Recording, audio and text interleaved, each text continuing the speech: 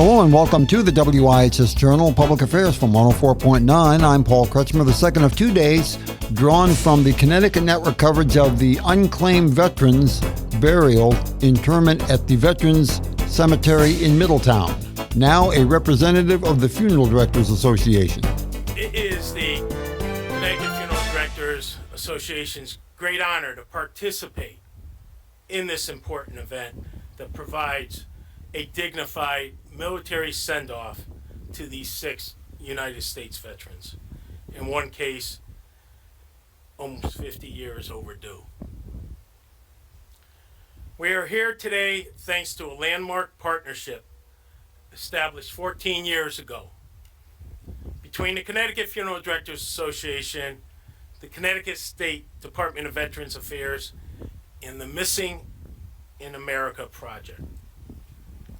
Together, we have developed a statewide protocol, the first of its kind in our nation, to determine whether there are cremated remains of American veterans still housed in our funeral homes. You ask why? This can happen for a variety of reasons. Because after a cremation, memorial service, or funeral service, sometimes the family or friends do not return to claim their loved ones. It is not very common, but it does happen. This protocol, created in 2009, stipulates that Connecticut funeral directors adhere to a statutory process to obtain proper documentation and confirm that the individual was a veteran, and then we must work to contact any remaining next of kin.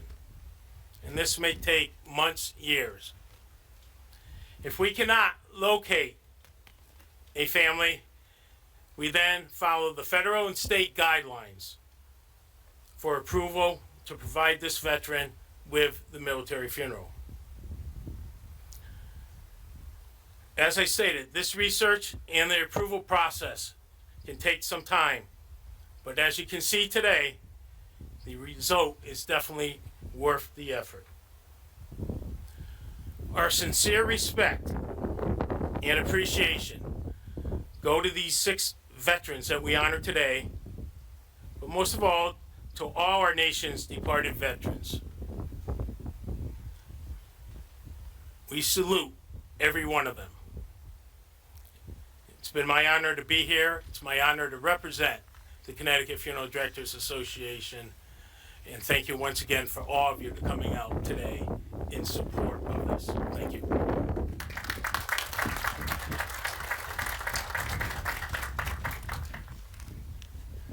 It's now my honor and pleasure to introduce our distinguished leader, the 89th Governor of the great state of Connecticut, Governor Ned Lamont.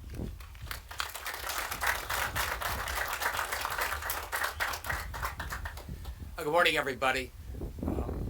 Every time I'm here at our State Veterans Cemetery, I'm reminded of Gettysburg and the Gettysburg Address. When they memorialized those that had died. Maybe don't remember, Dick and I remember actually, but they had a governor named Everett who went on for about an hour and a half, don't worry. And then Abraham Lincoln spoke for about 3 minutes, describing a country that was conceived in liberty and dedicated to the proposition that all men are created equal. And then he reflected on the hallowed grounds that these men did not die in vain. And as I look at each and every one of you, and I look around the world, I think there's a special appreciation for our vets, special appreciation for soldiers, and just a reminder that freedom is not free. I see the freedom fighters in Ukraine every day standing up for freedom. It's a universal value. I see the Israeli Defense Forces trying to defend their country as best they can against what was a brutal, sadistic attack. And You like to think we've turned a corner, but you never know. I mean, they tried to outlaw war back in the 1920s, and then Kellogg Briand back, and then World War II. And we think warfare is changing. It's going to be asymmetric, or drones. And then you look at Ukraine, you look at Israel, and you see these are veterans who step up every day to fight for their families, fight for their home, and fight for their freedoms. And that's why we're here today, and that's why we celebrate Veterans Day, and that's why we never forget. And I'm particularly touched with these 6 veterans here who perhaps didn't have a family to claim their remains. And I feel, and I think Susan feels, and all of us feel that we are their family, and that's why we're here today, to remember what they did. God bless those veterans. God bless our veterans. God bless the great state of Connecticut and the United States of America. Thanks, everybody.